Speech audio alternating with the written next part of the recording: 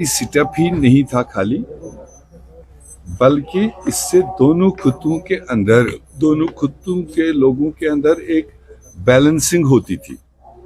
Administrative setup तो 6 महीने कश्मीर में, 6 महीने जम्मू में, वो भी एक लोगों के लिए एक सेवा थी, मगर उसके साथ साथ जो इस पर ट्रेड मुनहसर है, जब जम्मू में होता है दरबार मूव, तो वहाँ के लोगों को अपना रोजगार कमाने का बेहतर मौका मिलता है। और अब जिस तरह से ये बंद किया था, तो मेरे ख्याल से उस खित्ते के लोगों ने सबसे ज्यादा नाराजगी इजहार की कि उनका सारा ट्रेड बैठ गया, उनका रोजगार बैठ गया, वो ठप हो गया था। तो इसलिए दोनों एंगल से आप देखेंगे, एडमिनिस्ट्रेटिव फॉलोअप और इलाकों की तालमेल और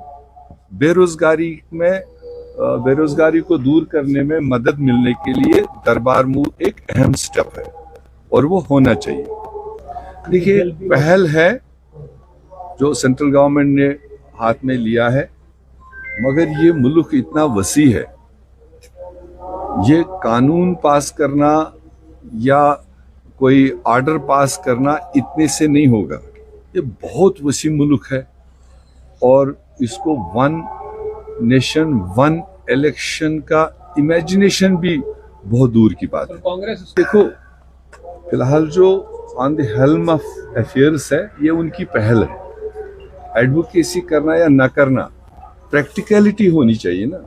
प्रैक्टिकलिटी अगर मैं आज कह दूं कि कल पूरे देश में सारे चुनाव इकट्ठे करो, पंच का करो, सरपंच का करो, काउंसलर का करो, एमएलए का करो, एमपी करो, पहले वो हुक्मरान जमात अपने जमात के अंदर देखे जहां पर वो पावर में है, क्या उनकी जमातें तैयार है कि अगर हम अगले 6 महीने में पूरे देश का एक ही चुनाव करें, एक ही बार वोट करें, 5 साल के बाद फिर दूसरा वोट हो।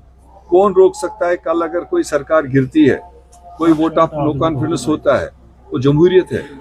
कौन रोकेगा कल चुनाव अगर कोई 10 लोगों की डेथ होती है, उनकी सीटें फिलअप करनी है? तो ये सारी चीजें तो उसमें समझनी पड़ेगी। ये छोटा मोटा मुल्क नहीं, एक रियासत नहीं है कि एक मतलब फरमान कर दिया तो हो गया।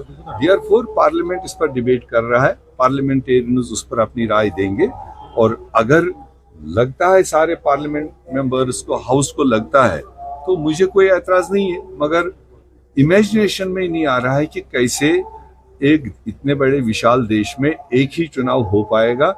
ये सारे पॉलिटिकल पार्टीज को अपना व्यू देना पड़ेगा।